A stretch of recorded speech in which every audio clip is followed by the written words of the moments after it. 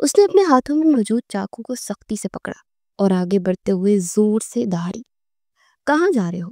آؤ آؤ، جو تمہیں ایک بے بس لڑکی کے ساتھ کرنا تھا نا، کرو۔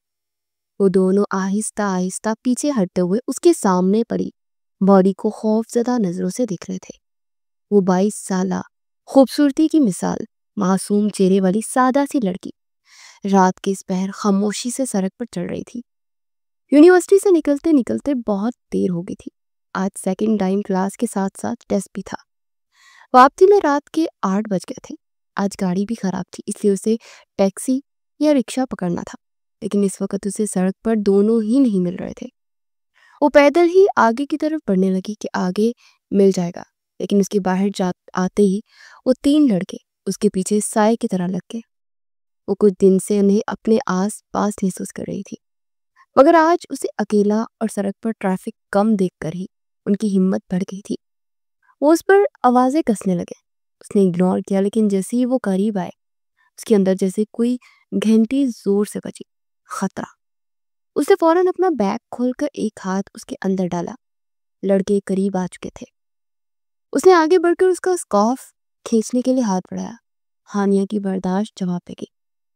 اس نے بجلی کی سی تیزی سے اپنے بیگ سے ہاتھ نکالا۔ اس کے ہاتھ میں فروٹ نائف تھی۔ اس سے پہلے کہ وہ لڑکا کچھ سمجھتا، اس نے پلکیں چپکنے میں فروٹ نائف اس کی گردن کے اندر گھسا دی۔ وہ تڑپ کر پیچھے ہٹا اور خرخراہٹ کی آواز نکالتے زمین پر گر کر تڑپنے لگا۔ باقی 2 گھبرا کر پیچھے ہٹتے ہوئے زمین پر گر گئے۔ ایسی جرت تو آج تک ان کا نشانہ بنانے والی کسی لڑکی نے نہیں کی تھی۔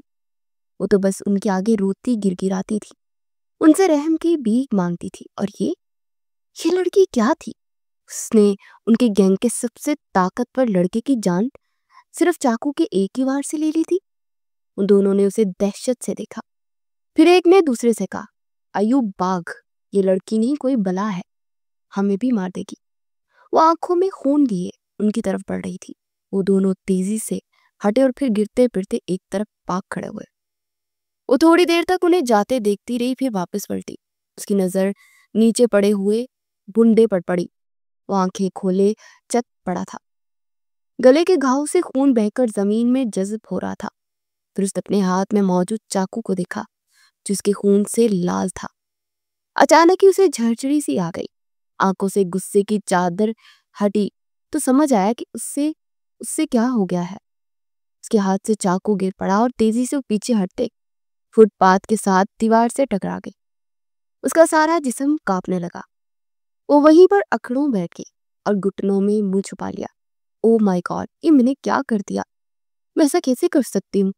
میں کسی کی جان کیسے لے سکتی ہوں؟ وہ زور زور سے رونے لگی۔ پتہ نہیں اسے ایسے بیٹھے کتنی دیر ہوئی تھی۔ شور کی آواز سن کے اس نے سر اٹھایا۔ وہ بہت سے لوگوں کے درمیان گھری ہوئی تھی۔ اس کی طرف ہاتھ کے اشارے کرتے پتہ نہیں کیا کہہ رہے تھے۔ اس نے سننے کی کوشش کی، مگر کان شور کے سوا کوئی بھی آواز کیچ نہیں کر پا رہے تھے۔ دماغ پر جیسے تالا لگ چکا تھا۔ ان میں سے کچھ اسے بہادر اور دلیر کہہ رہے تھے، کچھ اسے مجرم کہہ رہے تھے۔ پولیس کی گاڑی کا سائرن سنائی دیا تو لوگ ادھر ادھر ہٹتے ہوئے گھسنے لگے۔ کسی نے اسے بھی کہا، اے لڑکی بھاگ جا ورنہ تجھے بھی پکڑ لیں گے، لیکن اس نے کوئی ری ایکشن نہیں کیا، بس آنکھیں پھاڑے خالی نظروں سے ان سب کو دیکھتے رہی۔ پولیس کی گاڑی کے آگے سے ہی لوگوں کی تنتر بنتر ہو گئے تھے۔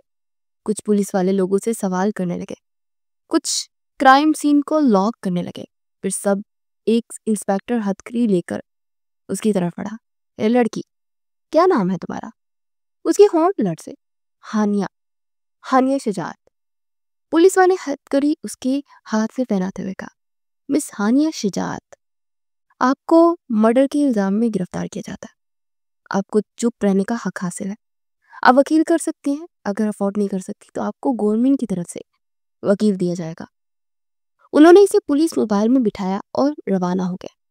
اس بھیڑ میں سادہ لباس میں کھڑا اے ایس پی رمیش ہونٹ نیچے غصے سے انہیں دیکھتا رہا، پھر تیزی سے اپنی گاڑی میں بیٹھ کر ان کے پیچھے روانہ ہوا۔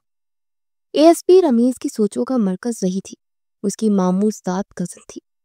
اسے اس نے بچپن سے دل کی شدت سے چاہا تھا۔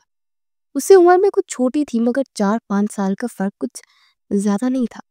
وہ ہمیشہ اس کا خیال رکھتا، بچپن سے لے کر جوانی تک ہانیہ شجاعت کی پلکوں کی صرف ایک جنبش ہوتی ہے، وہ اس کی فرمائش پوری کرنے کے لیے حاضر ہوتا۔ وہ نہیں جانتا تھا کہ ہانیہ کے دل میں اس کے لیے کیا ہے، بس وہ اسے اچھی لگتی تھی، اور جب کبھی وہ اپنے لائف پارٹنر کا سوچتا تو صرف ہانیہ کی صورت ہی اس کے سامنے آ جاتی تھی۔ رمیز اسے ایسے ہنٹس دیتا رہتا تھا کہ وہ اسے پسند کرتا ہے، مگر ہانیہ کا رویہ اس کے ساتھ بس نارمل ہی رہتا۔ وہ جیسے باقی سب کے ساتھ بات کرتی ویسے ہی اس کے ساتھ بھی کرتی تھی۔ اس کے اس رویے سے تنگ آ کر رمیز نے ایک دن اس سے پوچھ ہی لیا۔ اس دن وہ رمیز کی چھوٹی بہن رمشا کی منگنی میں آئی ہوئی تھی۔ سارے خاندان کے لڑکیاں ڈھولک کی تھاپ پر گانے گاتے سر ملانے کی کوشش کر رہی تھی۔ ایک گانا آدھا ادھورا مکمل کرنے کے بعد ان میں سے کسی کو ہنسی آ جاتی اور وہ سب بھی ساتھ ہی شروع ہو جاتی۔ لڑکوں اور لڑکیوں کے درمیان گانے گانے کا مقابلہ ہو رہا تھا، لیکن ان میں سے کسی کی بھی جیت کے آثار کسی کو دکھائی نہیں دیتے تھے۔ لڑکے بار بار ہوٹنگ کرتے، منہ چڑھاتے، اور لڑکیاں بھی قریب قریب ویسی ہی حرکتیں کر رہی تھی۔ خاندان کی بڑی عمر کی خواتین بھی کچھ دیر تک تو لڑکی کی حرکتیں انجوائے کرتی رہی، پھر دوسرے کمرے میں اپنی ڈسکشن جاری رکھنے کے لیے چلی گئی۔ رمیز وہاں ایک طرف چپ چاپ بیٹھا انجوائے کر رہا تھا۔ اس کے سنجیدہ مزاج کو دیکھتے انہوں نے اس کے ساتھ زیادہ چھیڑ چھاڑ کرنے کی کوشش نہیں کی تھی۔ ویسے بھی سارے خاندان میں نوجوان پارٹی نے اس کا نام کڑوا کریلا رکھ کر چھوڑا تھا۔ ہانیہ بھی وہیں بیٹھی تھی۔ وہ فطرتاً کچھ شرمیلی تھی، اس لیے اس نے سنگنگ میں کوئی حصہ نہیں لیا تھا۔ وہ کچھ دیر تک اسے دیکھتا رہا، پھر وہاں سے اٹھ گیا۔ باہر سے ایک چکر لگانے کے بعد اس نے اندر جھانکتے ہوئے کہا، ہانیہ آپ کو مامی جان بلا رہی ہیں۔ ہانیہ اٹھ کر اس کے ساتھ چلی گئی۔ اسے جس کمرے کی طرف اشارہ کیا اس کے اندر کوئی نہیں تھا۔ یہاں پر تو کوئی نہیں ہے، یہ کہتے وہ بڑھتی تو اس نے رمیز کو دروازے سے ٹیک لگائے کھڑا دیکھا۔ وہ بڑی فرصت سے اسے دیکھ رہا تھا۔ ہانیہ نروس سی ہو کر ذرا پیچھے ہٹ گئی، کیونکہ اس نے راستہ روک رکھا تھا اور وہ باہر بھی نہیں جا سکتی تھی۔ 27 سالہ رمیز پھپھو کا اکلوتا بیٹا تھا۔ اکلوتی تو وہ بھی تھی اور تھی بھی سب کی لاڈلی، مگر اس کا ایک بڑا بھائی بھی تھا، وجاہت۔ رمیز خوبصورتی اور حسن میں سارے خاندان کے لڑکوں سے بڑھ کر حسین تھا۔ خاندان کی تمام لڑکیاں اس پر مرتی تھی، مگر وہ جس پر مر مٹا تھا وہ تو اسے ایک نظر دیکھنا بھی گوارا نہ کرتی۔ ہاں مجھے پتا ہے تمہیں کسی نے نہیں بلایا، مجھے دراصل تم سے بات کرنی تھی۔ ہانیہ چونکی ہو گئی۔ اس کی چھٹی اس نے اسے بتا دیا کہ کوئی نہ کوئی تو گڑبڑ ہونے والی ہے۔ اس نے نروس انداز میں کہا، جی کہیے۔ ویسے بات تو وہاں بھی ہو سکتی تھی، رمیز نے سنجیدہ ہوتے ہوئے کہا۔ نہیں، یہ بات سب کے سامنے نہیں ہو سکتی تھی۔ وہ جان بوجھ کر سسپینس کریٹ کر رہا تھا۔ ہانیہ کے چہرے کے اڑے اڑے رنگوں سے وہ بہت لطف اندوز ہو رہا تھا۔ ہانیہ خاموشی سے سر جھکائے انگلیاں مڑوڑنے لگی۔ میں گھما پھرا کر بات نہیں کرنا چاہتا، میں بس اتنا کہنا چاہتا ہوں کہ تم مجھے اچھی لگتی ہو۔ میں تم سے شادی کرنا چاہتا ہوں، کیا تمہیں یہ قبول ہے؟ ہانیہ نے ایک جھٹکے سے سر اٹھا کر اسے دیکھا۔ وہ حیران تھی، اسے یقین نہیں ہو رہا تھا کہ رمیز نے اسے شادی کی پیشکش کی ہے۔ پھر ایک دم سے اس کی تاثرات بدلے، حیرت کی جگہ غصے نے لے لی اور وہ آگے بڑھتے ہوئے خشک لہجے میں بولی، بہتر ہوگا اب دروازے سے ہٹ جائے، مجھے باہر جانا ہے۔ اس نے سائڈ سے نکلنا چاہا تو رمیز نے بازو بڑھا کر راستہ بلاک کرتے ہوئے کہا، تم مجھے ہاں یا نہ میں جواب دیے بغیر نہیں جا سکتی، جو پوچھا ہے اس کا جواب دو، پھر چلے جاؤ۔ ہانیہ نے بڑی مشکل رک کر خود کو کمپوز کیا اور اسے گھورتے ہوئے کہا، مجھے آپ سے کم از کم ایسی چھچھوڑی حرکتوں کی نہ امید نہیں تھی، لیکن شاید میں غلط تھی، آپ اس سے بھی زیادہ برا کر سکتے ہیں۔ رمیز کے تو گویا سر پر لگی اور تلووں پر جا بچی۔ اس نے اسے بازو سے پکڑ کر غراتے ہوئے پوچھا، کیا مطلب ہے تمہارا؟ کیا برا کر سکتا ہوں میں؟ اور میں نے کس کے ساتھ برا کیا ہے؟ ہانیہ نے جھٹکے سے اپنا بازو چھڑاتے ہوئے کہا، راستے سے ہٹ جائے ورنہ شور مچا کر سب کو بتا دوں گی کہ آپ مجھے تنگ کر رہے ہیں۔ رمیز اسے گھورتے ہوئے ایک طرف ہو گیا تو وہ پیر پٹکتی ہوئی باہر چلی گئی۔ رمیز غصے سے دروازے پر مکہ مار کے رہ گیا تھا۔ ایک دن تمہاری یہ اکڑ نہ توڑی نا تو میرا نام بھی رمیز سلطان نہیں، ہانیہ شجاعت بنو گی تو تم میری ہی، اور تمہاری یہ بے وجہ کی نفرت بھی ختم کر کے رہوں گا۔ اسے سمجھ نہیں آتا تھا کہ آخر ہانیہ اسے اس قدر اگنور کیوں کرتی ہے۔ وہ جب بھی اسے دیکھتی تو رمیز کو ایسا لگتا جیسے اس کی آنکھوں میں اس کے لیے نفرت کا طوفان ٹھاٹے مارتا ہے۔ ہانیہ باہر لان میں چلی گئی اور ایک کرسی پر بیٹھ کر ہاتھوں میں منہ چھپا کر بے آواز رونے لگی۔ اس کی خوش قسمتی تھی کہ کسی نے اس کو وہاں بیٹھے نہیں دیکھا، کیونکہ وہ سب اندر مصروف تھے، ورنہ خوشی کے ماحول میں اس کا رونا ہزاروں سوال اٹھا سکتا تھا اور شاید وہ کسی کا جواب نہ دے پاتی۔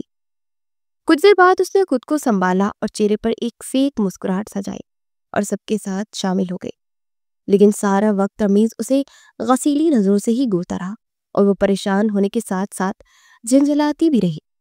دل تو چاہتا تھا کہ اس شخص کا منہ نوچ لے، مگر وہ ایسا نہیں کر سکتی تھی، اور شاید اس کی یہ بیزاری ہی تھی جس نے رمیز سلطان کو چیلنج کر دیا تھا اور وہ ہر حال میں اسے اپنا جیون ساتھی بنانے پر تل گیا تھا۔ اس بار قسمت بھی اسی کے ساتھ تھی۔ یہ اس دن سے ہفتے بھر بعد کا ذکر ہے۔ ہانیہ اس دن یونیورسٹی سے آئی تو اسے ایک خبر اس کی منتظر تھی۔ وہ تھکی ہوئی تھی، اسے سیدھی اپنے کمرے میں جانا چاہتی تھی، لیکن مما نے اسے دیکھتے ہی آواز دی، ہانیہ ادھر آؤ، تمہاری پھپھو آئی ہوئی ہے۔ ہانیہ نے بے ساختہ گہری سانس لی۔ اس وقت ان کی بے وقت کی آمد نے اسے اچھی خاصی کوفت میں مبتلا کر دیا تھا۔ بہرحال وہ زبردستی کی مسکراہٹ ہونٹوں پر سجاتے ہوئے لاؤنج میں آگے بولی، السلام علیکم پھپھو، کیسے ہیں آپ؟ پھپھو نے اسے اپنے ساتھ لپٹاتے ہوئے کہا، وعلیکم السلام میری جان، میں تو بالکل ٹھیک ہوں، لیکن بہت خوش ہوں، اور میں تو جب تم اتنی چھوٹی سی تھی نا تب سے اسی خوشی کی منتظر تھی۔ ہانیہ کی چھٹی حس جاگی، کچھ غلط تھا، میں سمجھی نہیں پھپھو۔ اس کی بات پر وہ ہنستے ہوئے بولی، ارے بھائی، میں تمہیں اپنی بہو بنانے کے بارے میں کہہ رہی تھی۔ جب تم پیدا ہوئی تھی تو تب ہی بھائی جان سے کہا تھا کہ ہانیہ تو میرے رمیز کی ہی دلہن بنے گی، اور دیکھ لو اللہ میاں کو بھی یہ جوڑی پسند آ گئی، تبھی تو انہوں نے تم دونوں کے دلوں میں ایک دوسرے کے لیے محبت ڈال دی ہے، ورنہ میں تو اس کے نخرے دیکھ دیکھ کر ڈرتی تھی کہ اس کی پسند کی لڑکی ملے گی بھی یا نہیں۔ پھپھو بولتی چلی گئی، اور دیکھو تو کتنا گھنا ہے، آج سے پہلے منہ سے پھوٹا تک نہیں کہ تمہیں پسند کرتا ہے۔ خیال تو رکھتا تھا بچپن سے تمہارا، مگر ایسا کچھ کبھی ظاہر نہیں کیا آج سے پہلے۔ پھپھو کی عادت تھی کہ بولنے پر آتی تو نان سٹاپ بس بولے ہی چلی جاتی تھی، لیکن ہانیہ کچھ اور نہیں سن پا رہی تھی۔ اس کے دماغ میں گویا جھگڑ سے چل رہے تھے، اور ان جھگڑوں کے بیچ اسے صرف ایک جملہ سنائی دے رہا تھا، رمیز کی دلہن۔ پھپھو کہہ رہی تھی، بھائی صاحب، سوچنے کے لیے فارملٹیز تو غیروں میں ہوتی ہے نا، میرا بچہ تو بچپن سے آپ کے سامنے ہے، آپ کے ہاتھوں میں پلا بڑا ہے، سب تو جانتے ہیں آپ اس کے بارے میں۔ میں تو کہتی ہوں کہ اگلے سنڈے کو نکاح رکھ لیتے ہیں، شادی 1.5 سال بعد کر لیں گے جب مناسب ہو، اس لیے کہ ان کی بات ادھوری رہ گئی کیونکہ ہانیہ ایک جھٹکے سے اٹھی اور باہر نکل گئی۔ پھپھو امینا منہ کھولے اسے دیکھتی رہی، پھر انہوں نے اپنی بھاوج سارا کی طرف دیکھا۔ اسے کیا ہوا؟ انہوں نے مسکرا کر کہا، لڑکی ذات ہے، شادی کو سن کر شرما گئی ہوگی۔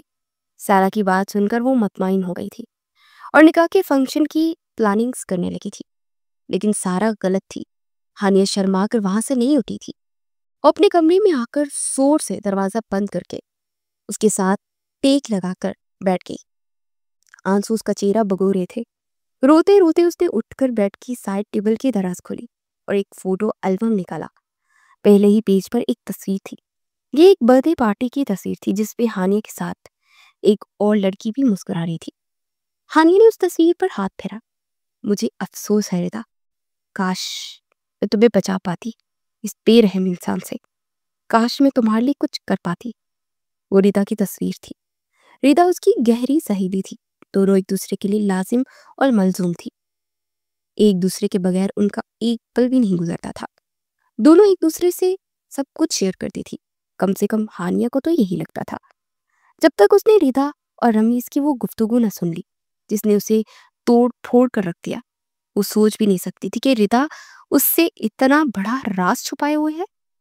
اس دن ردا ان کے گھر آئی تھی، وہ دونوں ایک ٹیسٹ کی تیاری میں بزی تھی، اس لیے کمبائنڈ اسٹڈی کر رہی تھی۔ ردا کے آنے کی تھوڑی دیر بعد ہی باہر گاڑی رکنے کی آواز آئی तो खिड़की के करीब बैठी रिदा ने यूं ही बाहर झांका। गाड़ी से फुल यूनिफॉर्म में मलबूस एएसपी रमीज सुल्तान उतर रहा था। रिदा का दिल शिद्दत से धड़कने लगा। उसे दोबारा किताब पर नजरें जमाने की कोशिश की, लेकिन ध्यान था कि बार बार भटक कर रमीज की तरफ जा रहा था। हानिया ने उसकी बेचैनी भांप ली थी। क्या बात है, तुम्हारी तबीयत तो ठीक है ना? रिदा ने नफी में सर हिलाना चाहा ही था कि उसकी नजर अंदर आते रमीज पर पड़ी। नहीं, शायद बुखार हो रहा है। हानिया, क्या तुम्हारे पास सर दर्द वगैरह की कोई टैबलेट है? हानिया उठ खड़ी हुई। हाँ, किचन में है, मैं लाती हूँ। वो बाहर जाने लगी कि तभी रमीज से टकरा गई। आप? रमीज भाई यहाँ क्या कर रहे हैं? हानिया ने घबराहट में उससे पूछा तो नागवारी से बोला, हाँ, तो नहीं आ सकता क्या? मेरे मामू का घर है भाई। वैसे भी मैं तुम्हारे लिए ये ईयरफोन्स लाया था। उसने इम्पोर्टेड ईयरफोन्स का बॉक्स उसे थमाते हुए कहा। हानिया ने वो लेते हुए पूछा, इसकी क्या जरूरत थी? वो मुस्कुरा कर बोला, कुछ चीजें बगैर जरूरत के भी ले लेनी चाहिए। हानिया को पता था कि अब उसे ये गिफ्ट रखना ही पड़ेगा, वरना रमीज ने सीधी बाबा या मामा से शिकायत लगानी थी। उसे यूं तोहफे लेना अच्छा तो नहीं लगता था, और वो इसे मना भी कर चुकी थी, लेकिन वो भी एक नंबर का डेट था। बॉक्स साइड टेबल पर रखते हानिया की नजर रिदा के चेहरे पर पड़ी। वो हसरत भरी निगाहों से रमेश को देख रही थी। हानिया को बहुत अजीब लगा, लेकिन उस वक्त वो कुछ भी पूछ नहीं सकती थी, इसलिए उसने बाहर निकलते हुए रस्मी तौर पर रमेश से पूछा, आपके लिए चाय लाऊं? रमेश मुस्कुरा दिया, हाँ ले आओ। वो जी अच्छा कहती हुई बाहर निकल गई। जल्दी से किचन से टेबलेट और पानी लेकर अब नाजमा से चाय का कहकर ऊपर आ, लेकिन कमरे के दरवाजे के पास आते ही ठटक कर रुक गई। अंदर से रमीज की गसीली आवाज सुनाई दे रही थी, मैंने तुम्हें कितनी बार इन हरकतों से मना किया है, मगर तुम हो कि बांस ही नहीं आ रही। कब अकल आएगी तुम्हें? जवाब में रिता कुछ कह रही थी। इश्क का अकल से कोई ताल्लुक नहीं होता रमीज। मैं मोहब्बत में मुब्तला हो चुकी हूँ, और मोहब्बत करना कोई गुनाह नहीं है। तुम बार बार मेरा दिल क्यों तोड़ते हो? हानिया हक्की पक्की होकर वहीं दीवार से टेक लगाकर खड़ी हो गई। आखिर अंदर चल क्या रहा था? मैं सोच भी नहीं सकता था कि तुम मोहब्बत के नाम पर इतना गिर सकती हो, जब मैं कई बार तुम्हें कह चुका हूं कि मुझे तुम में कोई इंटरेस्ट नहीं है। मेरे दिल में तुम्हारे लिए कोई जगह नहीं है, तो फिर बार बार क्यों मेरे सामने आ जाती हो? घिन आती है मुझे तुम्हारी चिपकूपन देखकर। रिदा रोते हुए कह रही थी, मेरा क्या कसूर है रमीज? मैंने तो बस मोहब्बत की है, तुम्हारा साथ चाहा है, मगर तुम बार बार मेरा दिल तोड़ देते हो। इतना जुल्म ना करो मुझ पर कि मैं सह ही ना सकूं। अब रमीज के लहजे में नफरत शामिल हुई। जुल्म तो तुम मुझ पर कर रही हो, कभी फोन कॉल्स, कभी बेकार से थर्ड क्लास मैसेजेस, जहां दिखती हो चिपक जाती हो। लगता है मुझे जैसे मैं तुम्हारा कोई प्रॉपर इलाज करना पड़ेगा, ताकि तुम्हारे सर से मोहब्बत का ये भूत भी उतर जाए और मेरी भी जान छूटे। वो तन फन करता बाहर चला गया था। गुस्से में वो दीवार से लगी हुई हानिया को देख ही ना सका। वो शौक के आलम में देर तक वहां खड़ी रिदा की सिसकियां सुनती रही। कुछ देर बाद वो चुप हुई तो अंदर चली गई। रोने से रिदा की आंखें सूजी हुई थी और वो सचमुच की बीमार दिखाई दे रही थी। उसको रिदा पर रहम आने लगा। किस जालिम और बेरहम इंसान से दिल लगा लिया था इस पगली ने। उसे तसल्ली देना चाहती थी, लेकिन फिर ये सोचकर चुप हो गई कि फिर किसी वक्त बात करेगी। इसलिए अनजान मन से उससे टेस्ट के मुतालिक डिस्कस कर रही थी और रिदा गायब दिमागी से जवाब देती रही। चंद में बाद वो पढ़ाई अधूरी छोड़कर उठ गई कि अभी तबीयत ठीक नहीं, कुछ समझ नहीं आ रही, बाद में करेंगे। उसने भी उसकी हालत का सोचकर उसे रोका नहीं, और ये आखिरी दिन था जब उसने रिदा को सही सलामत अपने सामने देखा। उस दिन की याद उसे सोते से जगा लेती थी। रमीज के कड़वे और बेरहम अल्फाज, रिदा की रोई रोई आंखें और चेहरे पर फैला दुख उसका चैन सुकून हराम किए हुए था। सिर्फ चंद दिन बाद ही रिदा गायब हो गई। 2 दिन बाद उसकी डेड बॉडी मिली, कचरा कुंडी से। किसी ने रेप करने के बाद चाकू से उसकी जान ले ली थी।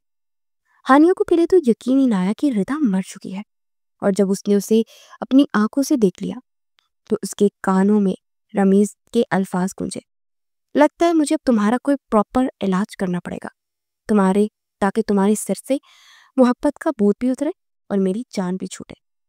तो क्या ये कोई प्रॉपर इलाज किया गया था? कौन था रिदा का मुजरिम? جنازے سے پہلے وہ ردا کے پاس کھڑے کھڑے اس نے سر اٹھا کر دیکھا۔ رمیز کھڑا تھا، اس کے چہرے پر بھی دکھ تھا اور ساتھ ہی شاید احساس جرم بھی۔ ہانیہ کا دل جا کر اس کی گریبان پکڑے اور پوچھے کہ ردا کے ساتھ یہ سب کس نے کیا ہے؟ کیا یہ اسی کا کام ہے؟ لیکن اس کے پاس کوئی ثبوت نہیں تھا، اس لیے وہ چپ رہ گئی۔ ردا کے جانے کے بعد ہانیہ اور چپ چاپ رہنے لگی تھی۔ اس کی اور کوئی سہیلی نہیں تھی، اب بس وہ تھی اور اس کی تنہائی اور نفرت جو وہ رمیز سے کرتی تھی۔ ایسے میں اچانک ہی رمیز کے ساتھ اس کا رشتہ ہونے کی خبر اس کے سر پر بجلی بن کر گری تھی۔ وہ اپنی سہیلی کی جان لینے والے کے ساتھ کیسے شادی کر سکتی تھی؟ ابھی وہ یہی کچھ سوچ رہی تھی کہ مما اندر آ گئی۔ اس نے انہیں دیکھتے ہوئے کہا، مما آپ پھپھو کو منع کر دیں، میں رمیز سے شادی نہیں کرنا چاہتی۔ مما نے اسے غصے سے دیکھا، پاگل ہو گئی ہو؟ وہ بات پکی کر کے گئی ہیں، اگلے سنڈے کو نکاح کا فنکشن ہے، اب کچھ نہیں ہو سکتا۔ آپ ایسا کیسے کر سکتی ہیں؟ مجھ سے پوچھے بغیر میری شادی کر رہی ہیں؟ ماما نے اسے سمجھانے کی کوشش کی، دیکھو بیٹا، رمیز ہمارا اپنا ہے، دیکھا بالا ہے، شریف ہے اور سب سے بڑھ کر اس کا فیوچر برائٹ ہے۔ بھائی صاحب کا سارا بزنس اسی کا ہے، تم زندگی بھر عیش کرو گی۔ ہانی نے جھنجھلا کر کہا، نہیں چاہیے مجھے عیش اور دولت، بس آپ انہیں منع کر دیں۔ ماما نے اٹھتے ہوئے سر لہجے میں کہا، ٹھیک ہے میں انکار کر دیتی ہوں، لیکن پھر تمہارا مجھ سے اور اپنے باپ سے کوئی تعلق نہیں رہے گا۔ یوں سمجھ لینا کہ ہم دونوں ہی تمہارے لیے مر گئے۔ اگر تم ہماری بات نہیں مان سکتی تو پھر یوں ہی صحیح۔ وہ باہر چلی گئی اور ہانیہ سر تھام کر بیٹھ گئی۔ اگلے سنڈے کو ان کا نکاح ہو گیا۔ نہ چاہتی ہوں پر بھی رمیز کی بیوی بن گئی اور وہ جیل کی سلاخوں کے باہر اس کے سامنے کھڑا تھا۔ بھیڑ میں کسی نے اس کے اریسٹ ہونے کی ویڈیو ریکارڈ کر لی تھی اور وہ سوشل میڈیا پر وائرل کرتی تھی۔ ہر سوشل میڈیا پلیٹ فارم پر ویڈیوز کے ساتھ ہیش ٹیگ بھی وائرل ہو رہا تھا۔ کوئی ان لڑکوں کو برا بلا کہہ رہا تھا تو کوئی ہانیہ کو غلط قرار دے کر کہہ رہا تھا کہ اس وقت نکلی ہی کیوں تھی۔ شجاعت ملک کی سب برداشت نہیں کر پائے انہوں نے، اور ہانیہ کے بھائی وجاہت نے اس سے ہر رشتہ توڑنے کا اعلان کر دیا۔ ہانیہ کی ماما اس سے ملنے کے لیے ایک بار آئی تو پیچھے پیچھے وجاہت بھی آ گیا اور انہیں کھینچتا ہوا لے گیا۔ ہانیہ کو لگا آسمان اور زمین دونوں ہی اس سے روٹ گئے ہیں۔ اس کا خاندان اسے اپنے لیے بدنامی کا نشان سمجھتے ہوئے چھوڑ چکا تھا۔ وہ پولیس کے تلخ سوالوں کے جواب دینے کے لیے اکیلی تھی اور اسے اس طرح دیکھ کر رمیز کو انتہائی غصہ آ رہا تھا اور کتنی دیر اس کے سامنے کھڑا رہا۔ اسے لگا اس سے مدد مانگے گی، آخر کو وہ کوئی غیر تو نہیں تھا، اس کا شوہر تھا۔ لیکن ہانیہ نے بس اس پر ایک نظر ڈالی اور پھر منہ پھیر لیا۔ رمیز نے کیس کو اپنے ہاتھ میں لینے کی کوشش کی تھی مگر اس کے آفیسرز نے کیس سے الگ رہنے کا اسے حکم دیا۔ وہ آفیشلی طور پر اس کے لیے کچھ نہیں کر سکتا تھا، لیکن اس نے پھر بھی اسے اکیلا نہیں چھوڑا۔ اپنے باپ کی ناپسندگی کے باوجود شہر کا بیسٹ وکیل ہائر کیا۔ جس لڑکے کی جان گئی تھی وہ کوئی معمولی بندہ نہیں تھا، اس کا باپ ایک مافیا کا ممبر تھا اور خود وہ لڑکا بھی ایک گینگ کا حصہ تھا۔ اس لیے وہ لوگ اپنی داغ بٹھانے کے لیے ہر حد سے گزرنا چاہتے تھے۔ ہانیہ پر الزام لگایا گیا تھا کہ اس نے جان بوجھ کر دشمنی کے تحت اس کی جان لی ہے، کیونکہ وہ لڑکا اس سے شادی نہیں کرنا چاہتا تھا۔ نہ جانے کہاں سے انہوں نے نقلی گواہ بھی حاصل کر لیے تھے جنہوں نے کورٹ میں بیان دیا کہ ہانیہ کا اسلم نام کہ اس لڑکے کے ساتھ افیئر تھا، اور اب چونکہ اسلم بریک اپ کر رہا تھا تو ہانیہ نے انتقاماً اس کی جان لے لی۔ اس مافیا کے وکیل نے کورٹ میں اس کے کردار کی دھجیاں اڑا دی، سی سی ٹی وی فوٹیج بھی بدلوا دی تھی، اور جو فوٹیج کورٹ میں پیش کی گئی اس میں وہ لڑکے دور کھڑے اس سے بات کر رہے تھے اور وہ اسلم پر حملہ کرنے کے لیے اس کی طرف جاتی نظر آ رہی تھی۔ اپنے لائر کی سر توڑ کوشش کے بعد کورٹ نے اس کیس کو ذرا دوسرا رنگ دے دیا تھا۔ اس کو عمر قید تو نہ ہوئی لیکن کورٹ نے اسے 5 سال کی سزا سنا کر جیل بھیج دیا۔ ہانیہ کو اپنی ساری زندگی برباد ہوتی محسوس ہوئی۔ گینگ کے لوگ اب اس کی جان کے دشمن تھے۔ کورٹ نے فیصلہ سنا تو جب وہ باہر آ رہی تھی تو لوگ بھی اس کے منتظر تھے۔ یہ کیس وائرل ہوا تھا تو بہت سے لوگ فیصلہ سننے کے لیے وہاں سے آئے تھے، جن میں پریس کے لوگ بھی شامل تھے۔ جیسے وہ پولیس کی گھیرے سے باہر آئی تو جرنلسٹ نے اپنے مائک اٹھایا اور اس پر دھاوا بول دیا، میم کیا آپ کچھ کہنا چاہتی ہیں؟ کورٹ کے فیصلے پر آپ کیا کہنا چاہیں گی؟ کہ آپ کا اسلم کے ساتھ سچ مچ میں کوئی افیئر تھا؟ تندو تیز سوالوں کی بوچھار میں وہ بوکھلا گئی۔ ایسے میں ایک لڑکا جس نے مائک اٹھا رکھا تھا اس کے مزید قریب آ گیا۔ جیسے ہی اس تک پہنچا اس نے پھرتی سے مائک ایک طرف پھینکتے جیب سے ایک ریوالور نکالا اور اس کا نشانہ لے کر فائر کر دیا۔ اسی وقت ایک ہوڈی والے لڑکے نے ہانیہ کو دھکا دیا جس سے وہ لڑکھڑا کر نیچے گری، جس سے مائک والے کا نشانہ چوک گیا اور ہانیہ کی جان بچ گئی۔ ہانیہ نیچے گری تو کچھ دیر کے لیے تو اس کے حواس کام کرنا چھوڑ گئے۔ پھر اس نے اٹھنے کی کوشش کی تو سامنے اسے بلیک ہوڈی والا لڑکا کھڑا نظر آیا۔ اس نے اس کا ہاتھ تھام کر اسے اٹھایا اور ساتھ لیتا ہوا ایک دیوار کی آڑ میں کھڑا ہو گیا۔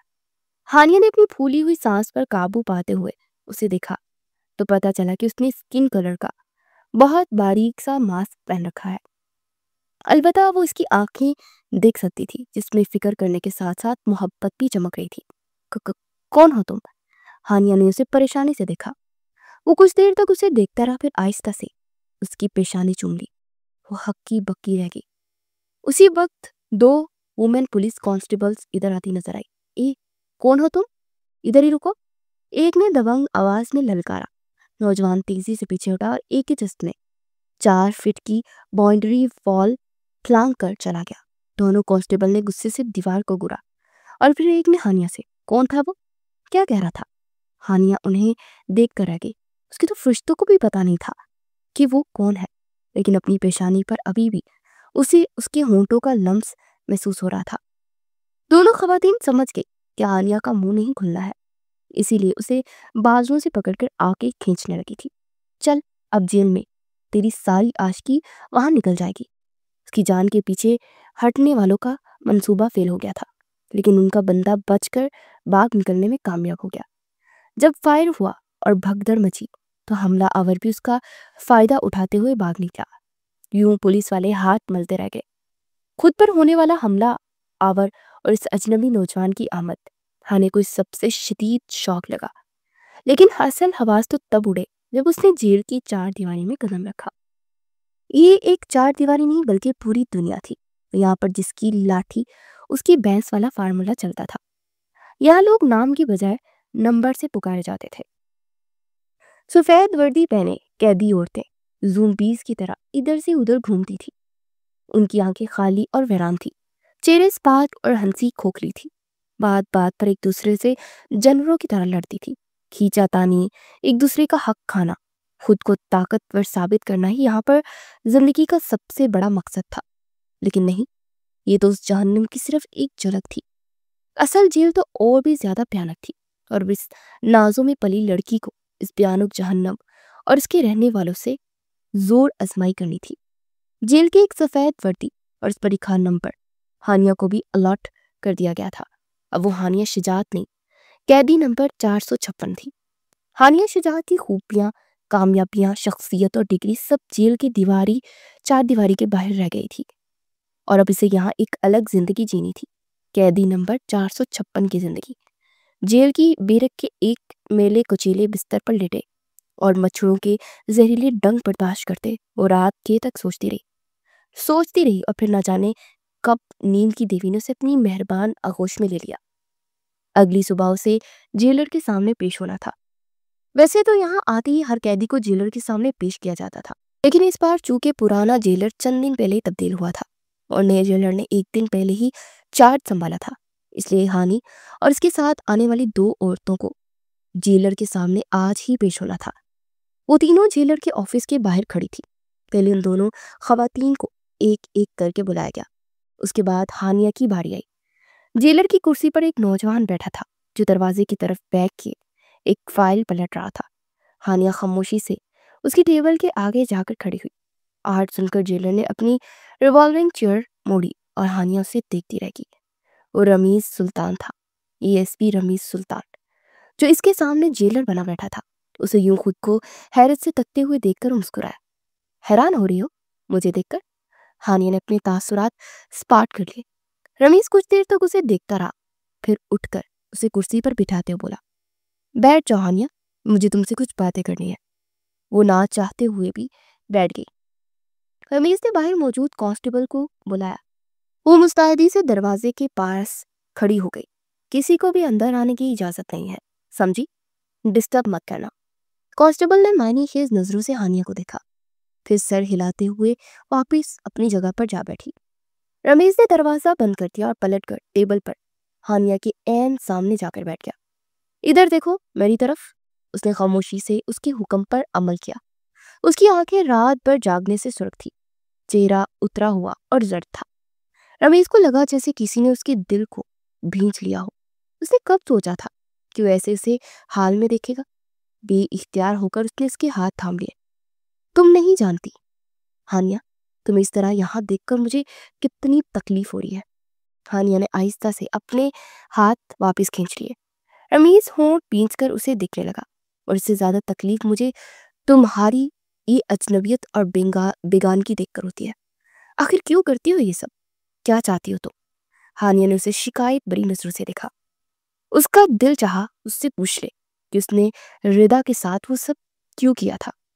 کیا اس سے محبت کرنا اتنا بڑا جرم تھا جس کی سزا اتنی بھیانک انداز میں دی گئی تھی؟ لیکن اس نے کچھ نہیں کہا، کیونکہ اسے یقین تھا کہ وہ کبھی نہیں مانے گا۔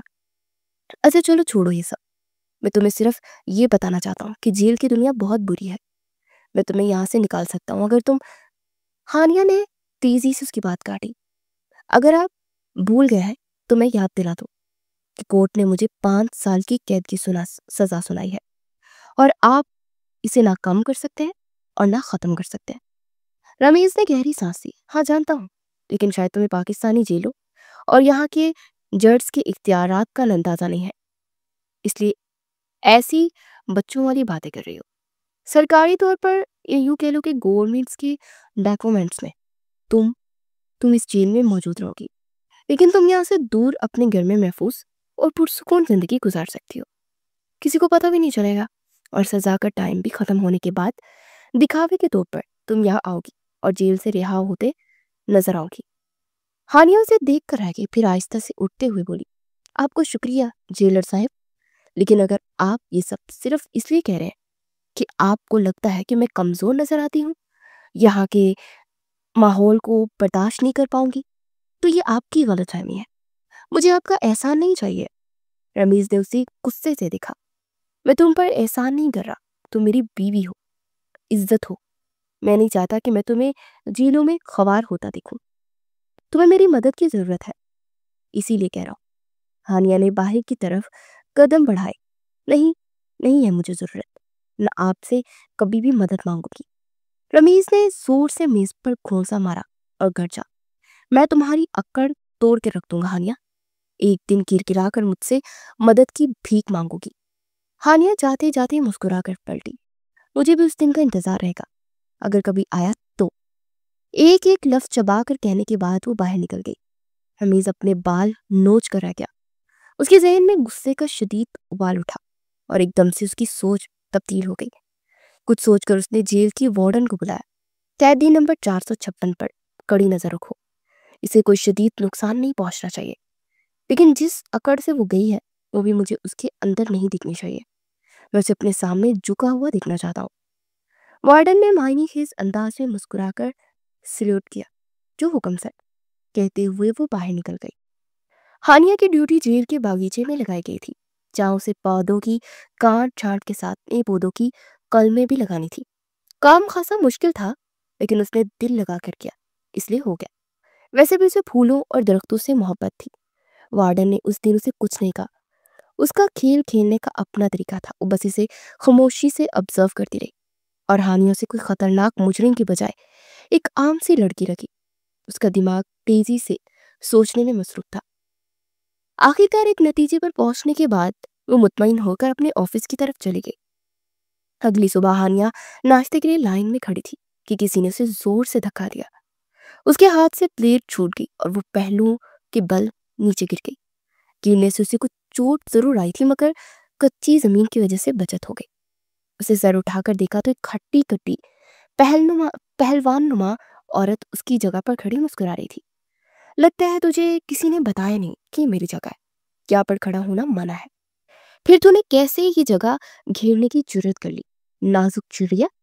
اس کی طنز نے ہانیہ کا خون کھولا دیا، لیکن وہ آتے ہی کسی سے جھگڑا مول نہیں لینا چاہتی تھی۔ اس لیے اس نے چپ چاپ اٹھ کر اپنی پلیٹ اٹھائی اور اس کے پاس سے گزرتے ہوئے نرمی سے بولی، مجھے پتا نہیں تھا، معافی چاہتی ہوں۔ لیکن وہ پہلوان نما عورت اس کو اس خوفناک انداز میں گورتی رہی۔ ہانیہ اسے نظر انداز کرتے دوسری لائن میں کھڑی ہو گئی۔ سب سے پیچھے ہونے کی وجہ سے اس کی باری بھی سب سے آخر میں آئی۔ ناشتے کے نام پر پتلی سی دال اور سوکھی روٹی تھی، لیکن واپس آتے ہوئے ایک بار پھر اس کا پہلوان نما عورت جس کا نام شادہ تھا اس سے سامنا ہو گیا تھا۔ اس نے اسے کینہ توڑ نظروں سے دیکھتے اس کی پلیٹ پر ہاتھ مارا اور کھانا زمین پر بکھر گیا۔ ہانیہ کا صبر جواب دے گیا۔ اس نے شادہ کے منہ پر زوردار مکہ مارا۔ جواب میں شادہ بھی اس پر پل پڑی۔ شادہ سے سبھی عورتیں ڈرتی تھی، اس لیے ان میں سے کسی نے بھی ہانیہ کو بچانے کی کوشش نہیں کی۔ یہاں صرف وارڈن ہی تھی جو اسے کسی حد تک نکیل ڈال سکتی تھی، لیکن وہ کچھ فاصلے پر کھڑی خاموشی سے یہ سب دیکھ رہی تھی۔ ایک کانسٹیبل نے آگے بڑھ کر چھڑانے کی کوشش کی، لیکن وارڈن نے اسے آنکھ کے اشارے سے منع کر دیا۔ جب ہانیہ اچھی خاصی مار کھا گئی تو وارڈن نے آگے بڑھ کر شادہ کو دھکا دیا۔ بس کر، اتنی زیادہ آؤٹ آف کنٹرول نہ ہوا کر شادہ، جان لے لے گی کیا اب اس کی؟ شادہ اس سے الگ ہوتے ہوئے اسے برا بھلا کہنے لگی۔ وارڈن نے اسے جھڑک کر چپ کرایا اور ہاتھ کا سہارا دے کر ہانیہ کو اٹھایا۔ اس کا چہرہ چوٹوں کی شدت سے سوج چکا تھا، ہونٹوں سے خون جھلک رہا تھا اور جسم کا جوڑ جوڑ دکھ رہا تھا۔ وارڈن اسے جیل کے ہسپتال لے گئے اور مرہم پٹی کروا دی۔ اسے واپس اس کی بیرک تک چھوڑتے ہوئے اس نے کہا، جیلر صاحب کو خبر ہو چکی ہے، انہوں نے کہا ہے کہ اگر آپ چاہیں تو آپ کو نکال سکتے ہیں۔ ہانیہ کے لبوں پر ایک تلخ مسکراہٹ سجی۔ اپنے جیلر صاحب سے کہہ دینا کہ چاہے میں مر ہی کیوں نہ جاؤں، ان سے مدد کی بھیک نہیں مانگوں گی۔ وارڈن اپنا سا منہ لے کر رہ گئی تھی۔ چند دن سکون سے گزرے۔ شادہ اسے آتے جاتے دیکھ کر دانت پیستی نظر آتی، لیکن اس نے دوبارہ ہاتھ نہیں اٹھایا۔ لیکن ہفتہ بھر بعد پھر سے اس نے اسے مارا ماری شروع کر دی تھی۔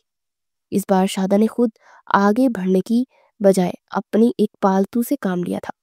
اس وقت جیل کی سب عورتیں کپڑے دھو رہی تھی۔ جیل میں کپڑے دھونے کے لیے ایک چھوٹی سی جگہ، تالاب جیسی جگہ بنا دی گئی تھی جس میں پانی بھر کر اس کے کناروں پر قیدی عورتیں بیٹھ کر کپڑے دھویا کرتی تھی۔ ہانیہ بھی ایک طرف پانی کا برتن رکھے کپڑوں پر صابن رگڑ رہی تھی جب کسی نے زور سے اس کے ہاتھ پر لات ماری۔ اس نے ہاتھ سے ہلاتے ہوئے سر اٹھایا تو رجو کھڑی تھی۔ اسے شادہ کے ساتھ دیکھ چکی تھی، سمجھ گئی کہ پھر سے شادہ کا ارادہ کسی شرارت کا ہے۔ رجو نے کپڑوں کی پوٹلی اس کے سامنے پھینکی۔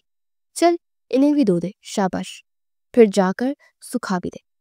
ہانیہ نے بڑی مشکل سے اپنا غصہ ضبط کرتے ہوئے کہا، خود دھو لو، میں تمہاری نوکر نہیں ہوں۔ رجو نے آنکھیں نکالی، تجھ سے کہہ رہی ہوں، چپ چاپ دھو دے، ورنہ کیا، مارو گے مجھے یا پھر اپنی گروہ کو جا کر شکایت لگاؤ گی؟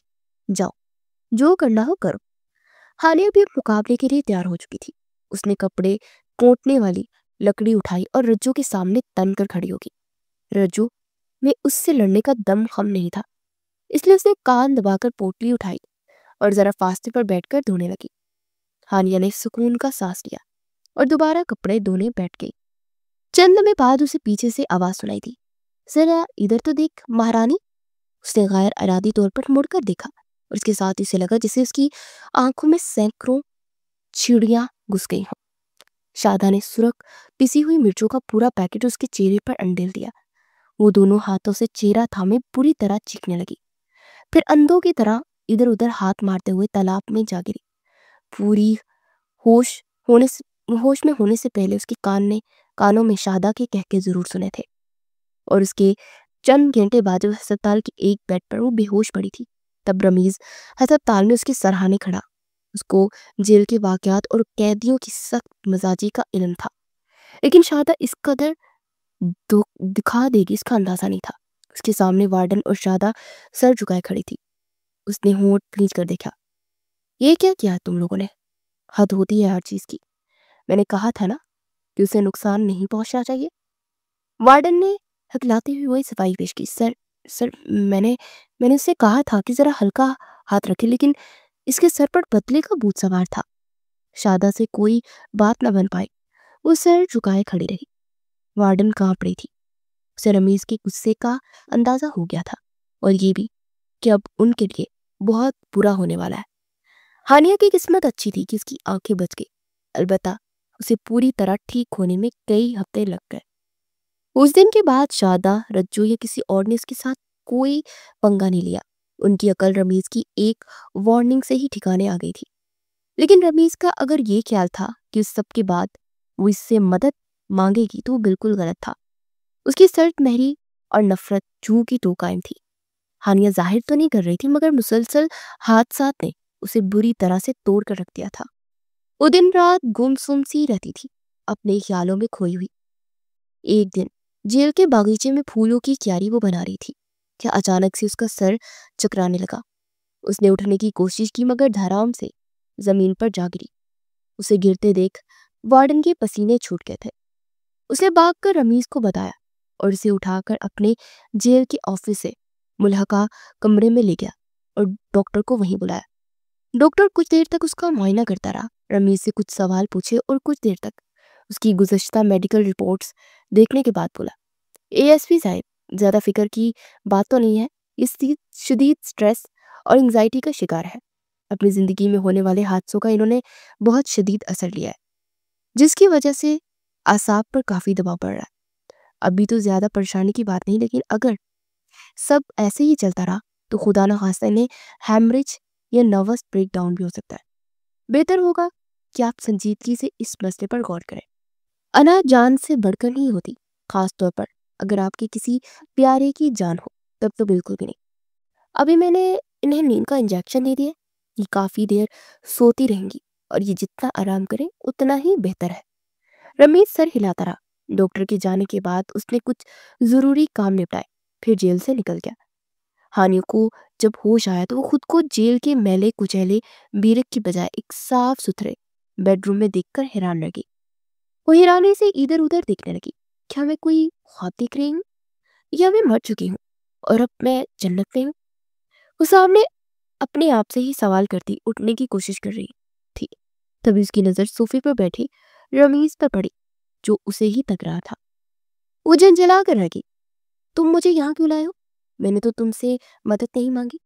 रमीज ने उसके नजदीक बैठते हुए सुकून से कहा, तुम अब भी जेल में ही हो, लेकिन ये बेरक में नहीं, लेकिन जाती कमरे में हो। हानिया का दिमाग घूम गया। तो अब मेरे साथ भी वही करना चाहते हो जो रिदा के साथ किया था? मुझे भी अपनी हवस का निशाना बनाना चाहते हो? इसलिए इस जेल में आए थे ना मेरे पीछे पीछे। यहाँ मैं तुम्हारे लिए आसान शिकार जो हूँ, किसी खिलौने की तरह खेलोगे मेरे साथ, क्योंकि मारना भी आसानी होगा ना यहाँ पर तो। रमेश चकरा गया। क्या मतलब है? मैंने रिदा के साथ क्या किया? हानिया ने नफरत से उसे देखा। रिदा के साथ वो सब तुमने ही किया था ना? मैं जानती हूँ। भले ही मेरे पास कोई सबूत नहीं, लेकिन मुझे यकीन है कि तुमने ही उसको किडनैप किया, उसकी इज्जत लूटी और फिर जान ले ली। क्यों किसी को कुछ बता भी नहीं सके? तुम्हारे गनौने जुर्म का राज ना फाश करते, क्योंकि तुमने ही तो कहा था कि उसका कोई प्रॉपर इलाज करोगे। नमीज मुंह खोले सुन रहा था। वो उससे इतनी बदगुमान होगी उसने सोचा भी नहीं था। तो ये नफरत, ये बेजारी इसलिए थी कि उस रिदा का मुजरिम गिरदान रही थी उसे। शौक का अंदाज कुछ कम हुआ तो इसका अजली गुस्सा उदया। अमीज का हाथ घुमा, तराक से एक थप्पड़ हानिया के गाल पर प्रिंट हुआ। वो दम बखूद उसे देखने लगी, जो गुस्से से पागल होता कमरे में चक्कर काट रहा था। तो तुम मुझे इतना गिरा हुआ समझती हो? तुम्हें लगता है मैं इतनी गिरी हुई हरकत कर सकता हूँ? Oh my God! वो भराता हुआ कमरे में टहलने लगा। फिर गुस्सा गुस्सा कुछ कम हुआ तो उसके सामने आकर खड़ा हुआ। हाँ हानिया, ये सच है कि रिदा मुझसे अपनी मोहब्बत का इकरार करती थी। उसने कई बार मुझे प्रपोज किया था, मगर मैं बचपन से तुम्हें चाहता था। कब और क्यों इसका मुझे इल्म नहीं, मगर बस चाहता था। फिर मैं रिदा को कोई आसरा देकर उसकी जिंदगी क्यों खराब करता? इसीलिए मैंने उसे झड़का, उसी कड़वी कसीले बातें कही कि यूं खुद ही बददिल होकर मुझे छोड़ देगी। अगर ये जुर्म था तो तुम मुझे मुजरिम कह सकती हो, लेकिन जो इल्जाम तुम मुझ पर लगा रही हो वो जुर्म मैंने नहीं किया। अगर उसके मुजरिम का नाम बता दूं ना तो खुद से तुम नजरें नहीं मिला पाओगी। हानिया उसकी तरफ सवालिया नजरों से देखने लगी। मुझे बताओ, اگر تم نہیں ہو تو کون ہے اس کا گناہگار؟ رمیش نے گہری سانس لی. وجاہت ملک، تمہارا بھائی، اسی کا کیا دھرا تھا یہ سب. میں اسے گرفتار کرنا چاہتا تھا اور ثبوت بھی مل گئے تھے، لیکن جب تمہارے باپ کو یہ بات پتہ چلی تو اس نے سارے ثبوت مٹانے کے لیے زمین آسمان ایک کر دیا. میرے سینئرز کو اپنے ساتھ ملایا، میرے سٹاف کو ملایا اور ہر ثبوت غائب کر کے اپنے بیٹے کو بچا لیا. وہی تمہارے مہان باپ اور بھائی جنہوں نے تم سے اس جھوٹے کیس میں پھنسنے میں عزت اور غیرت کا جھنڈا بلند کرتے ہم ناتا توڑ لیا تھا. وہ اپنے گناہوں پر پردہ ڈال کر تمہاری سہیلی کا خون کا سودا کرتے رہے اور تمہیں بھنک تک نہیں پڑی. مجرم تو تمہارے سامنے ہے، اور انٹرسٹنگ چیز تو دیکھو کہ تمہارے نزدیک گناہگار میں بن گیا، وہ بھی محض غصے میں کہی گئی ایک بات کی بنا پر، اور تم اس کے لیے مجھ سے نفرت کر رہی تھی، مجھے ایک ناکردہ گناہ کی سزا دیتی رہی. تم اتنا عرصہ.